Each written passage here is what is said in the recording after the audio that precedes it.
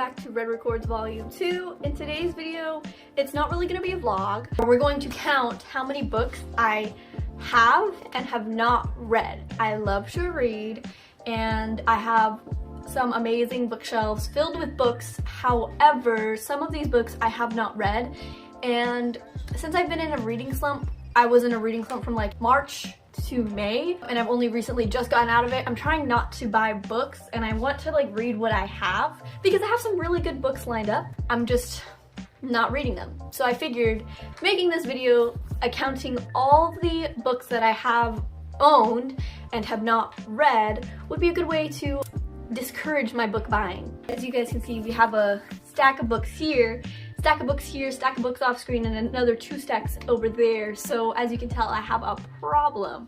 For starters, I'm just gonna start with this book, which is Magnolia Parks. This is a book I'm currently reading with my friend Savannah, and we're making a video for that, a reading vlog video, so stay tuned for it. These are some books that I got from Book of the Month that I haven't read quite yet. So first we have The Writing Retreat, which is a mystery. I believe it's the author's debut novel. Next we have Family Lore, which I'm pretty sure is like a fictional drama, pretty much just about some like crazy what I'm about to say, but it's about some family lore. We have some magic stuff going on here. This has to do with, I'm pretty sure, like witch magic. Next we have Do You Know, or Did You Hear About Kitty Carr? This one I heard is really good because it is a lot, or very similar to the vibes of The 7 Husbands of Evelyn Hugo, which is a book that I really love, so I have high hopes. Next we have Babel, which is not as thick as I remember it being. When I first got it, it seemed really intimidating, but I also just finished Fearless, which was a 600-page book. This doesn't seem nearly as intimidating anymore. This was from December of 2022. Next we have Divine Rivals. This is one that I bought myself, and I just haven't read it. I bought this in a vlog, and that was like forever ago. We have Immortal Longings by Chloe Gong. I love Chloe Gong's work in The Violent Delights, or These Violent Delights. The problem is that I wanted to read Antony and Cleopatra before I read Immortal Longings, so I just haven't picked this up. Then we have Dance of Thieves. This book I've had heard great things about, and I specifically bought it because I remember seeing how beautiful the spine was. Next we have Fourth Wing. This one I'm really excited to read just because it has dragons, but I'm also kind of not excited to read it because I heard that the next books inside the series aren't that great. Next we have The Atlas Paradox. This is the second inside the Atlas 6. I want to say it's a trilogy, but I could be wrong. But I liked the first book a lot, so I bought the second one, and then I started it at some point in, I want to say 2023, and I just never finished it. Olivia Blake has a great writing style, and I continue to buy books from her, but I was just not in the right headspace, I think, for this book. Next we have, from my beloved. Next we have Victoria Aveyard. This is from the Realmbreaker series. This is the second book, this is the third book. Both of these are signed by the author herself to me, and I had a great chat with Victoria at the meet and greet that I had with her when she was promoting the series, and she's coming out with a new book soon that's gonna be a pirate fantasy or something. It's called Tempest, and I'm excited. So I'm also excited to read this series. I read the first one, and then after that first book, I got in a bit of a reading slump, and that book was amazing, and it was really frustrating because I wanted to read the series and continue, but I just couldn't. It's very heavy as far as like the lore and world building goes, but that's what I admire in a book. So I'm really excited to continue these. It's like Lord of the Rings mixed with Guardians of the Galaxy. It's gonna be incredible, and I want to finish it eventually. Next up on the list is The Stars Above. I don't know if you, I mean, I guess you can call this a novella, but it's a book filled with different stories inside. It's part of the Lunar Chronicle series. I have read the Lunar Chronicle series. It was one of my favorite books of the year that I read it in. A lot of retelling of stories from like princesses, but in like a cyberpunk society. And I'm excited to read this one when I get to it. Speaking of Marissa Meyer, we also have Heartless by her. I've heard so many good things about this book. I started it at one point, and then it was during a time where I was getting in a reading slump right before college started, so I never finished it, but I'm super excited to read about Jess and, I forget her name, and Kath. it was so cute, like just from what I've read so far, like her love for baking and just like their banter. So, and it's a standalone, so I just need to get through it. I need to do it, I need to read it and be heartbroken. So thank you, Marissa Meyer, for The Torturer. The Odyssey, which is one that I just recently bought because of the movie that's coming out by Christopher Nolan, and I wanted to be self-informed of what the movie is going to be based off of. So, Odyssey, translated by, in case you were wondering, translated by Samuel Butler. We still have so many piles to go. V.E. Schwab, A Darker Shade of Magic. This is the first inside the trilogy, but it seemed really interesting because, again, I love those kind of like sci-fi, fantastical themes and settings, so definitely excited to get started with this series. But again, I think that's why I've kind of been pushing it off, is because it is, again, in a series, so we'll see. And then I also bought the Vicious and Vengeful Duology by V.E. Schwab. I should read this. I love V.E. Schwab. They were the author to one of my favorite books, which is Invisible Life of Addie LaRue. The author's writing is just incredibly beautiful, and that book truly makes you fall in love with art.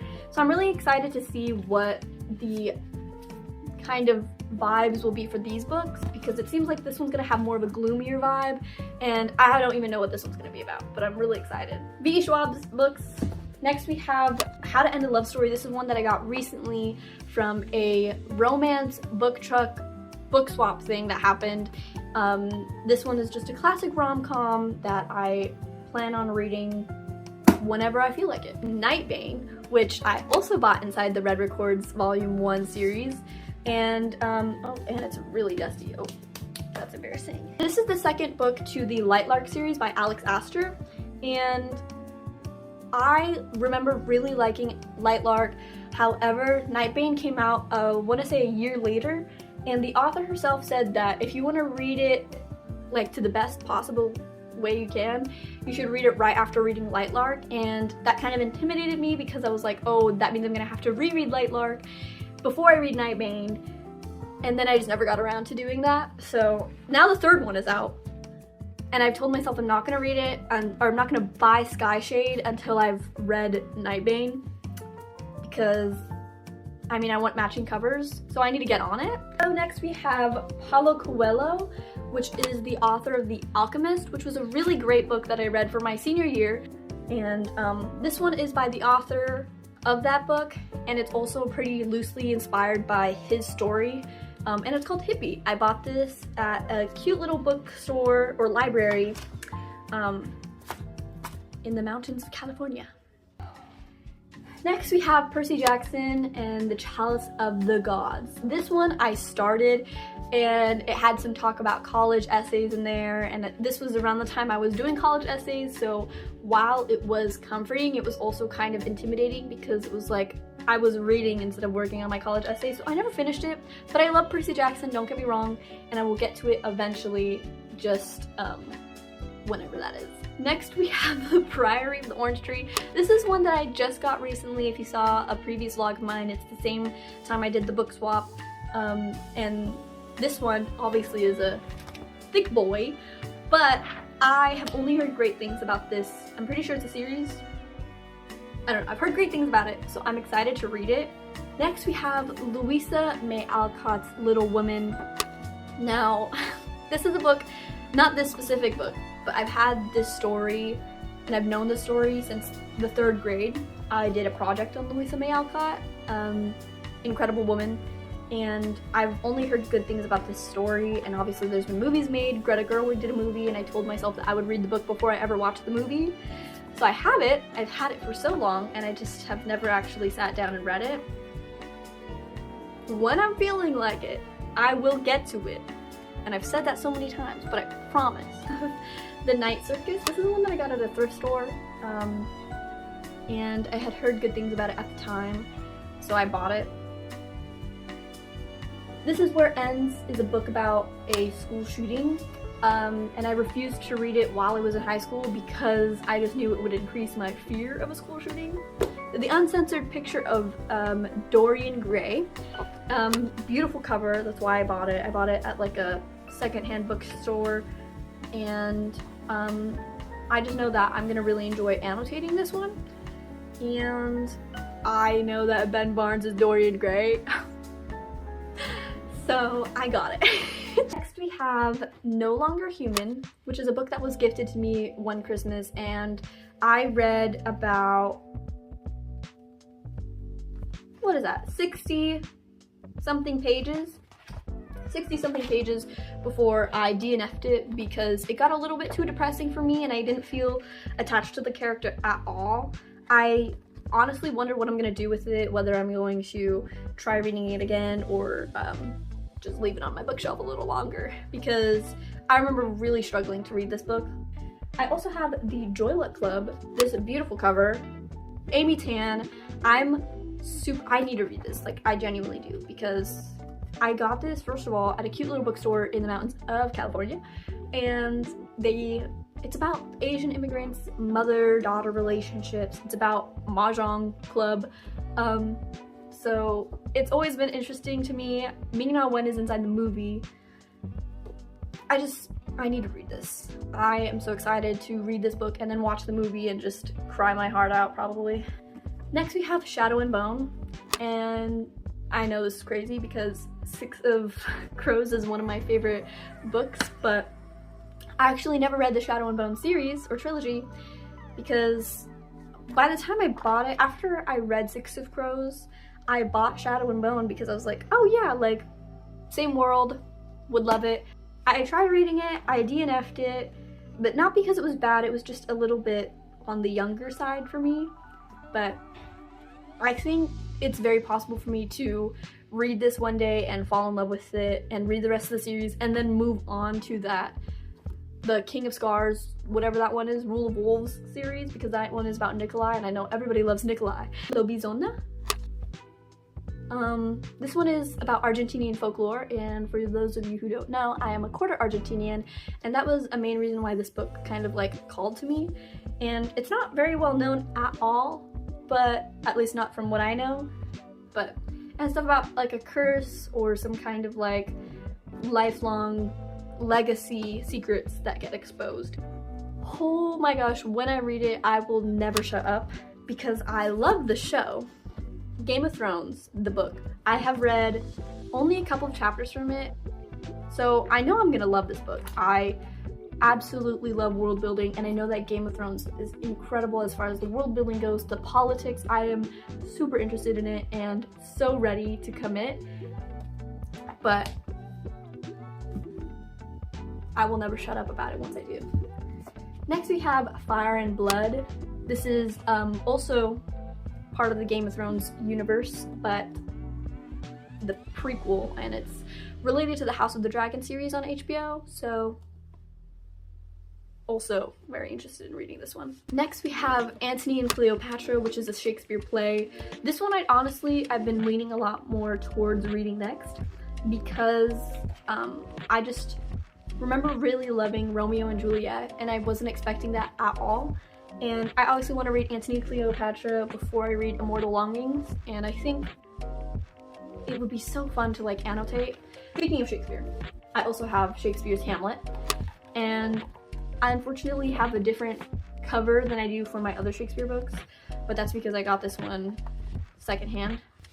We have Cormac McCarthy's Sunset Limited, pretty much about the different perspectives of two people, and they're pretty much trapped in a room together and they learn more about each other. These two books are books that I got for my Asian American Studies class, and I have them both, and as you can see I've read a bit of this one, but I never finished it. I only read like the assigned pages. I don't know if I'm ever gonna sit down and read it. Who knows? The best we could do, this one is about the story of a Vietnamese family. The Vietnamese family that immigrated to America. We have Lucy Foley, the guest list, a mystery about a wedding, someone dies, the guest list are the people who are suspects. We have All of Us Villains, a book that I started and DNF'd because I don't actually know why. I don't remember. But it was nothing to do with the book. I remember really liking the writing and the kind of story idea behind it, but I just never finished it. We have Daughter of the Pirate King. I know I'm gonna like this one once I finally pick it up. but I have it. You've probably heard of it. If not, it's pretty much about a girl who is sent on a mission to receive a hidden map that will lead to treasure, like, you know, most pirates are. So next we have A Heart So Fierce and Broken. This one is the second in the, I don't really know what the series is called, but it's from the A Curse So Dark and Lonely. That was the first book. This is the second one, about a different character's romance story or whatever. And this one was given to me as a gift. Oathbound, which is a book that's from a trilogy called Legendborn. Incredible series. The only problem is that I started this and there was a lot of information that was being brought back up that I couldn't recall because I had read the first two books so long ago. So I was having trouble getting back into it because there was so much things that I was like trying to remember again. But I know that it'll be incredible once I read it. The first two were amazing. And also, very consistent, beautiful artwork on the inside. I went to a Q&A with the author, and unfortunately I couldn't get it signed, but I'm excited to read this when I do. I have the first two books. All beautiful covers. This is How You Lose the Time War. This is like a dystopian sapphic novel about two people on other sides of the war. Letters are involved, I'm pretty sure. I'm excited to read it. It's pretty short and I have had this forever. We also have Communion by Bell Hooks. This was one that I bought before I even read All About Love, and that was because I was expecting to really enjoy All About Love by Bell Hooks, and I don't think I actually ever vlogged about it, but I really struggled to read that one because it felt very obvious what the author was trying to portray. So we'll see what this one is about. Hopefully I like this one more. I know this one has a lot more to do with femininity and womanhood, so I'm excited to go through this one. Alone With You in the Ether by Olivia Blake, same author as the Atlas Six, and I've heard great things about this. I've heard this one is like kind of heart-wrenching, and I think just it's a beautiful cover, so I bought it. And last but not least, I have Holly Jackson's 5 Survive book. I personally love Holly Jackson. A Good Girl's Guide to Murder is a series that I absolutely love with my whole heart. Another mystery, people go on a road trip, only 5 survive. So those are the books that I have not read but that I have owned, and there are clearly a lot of them if the tower is getting this high that you can see it. But I hope you enjoyed today's video. I know it's literally just me talking the entire time about books, and they're not even books that I've read, but I wanted to make this video, so I did. Based on what we've talked about today and all the books that I've mentioned, the ones that I am most inclined to read next, these are the top choices I would have for reading next. Again, this is Antony and Cleopatra, The Stars Above book from the Lunar Chronicle series, Heartless by Marissa Meyer, 5 Survive by Holly Jackson, Blade Breaker by Victoria Aveyard, and Fourth Wing. So these would be my top choices. As you can see, a lot to do with murder. But this is what's appealing to me at the moment, and we'll see what I pick. And I'll let you guys know. Okay, thank you for watching today's video. I hope you enjoyed me yapping about books the entire time. And I gotta go put these books away, so.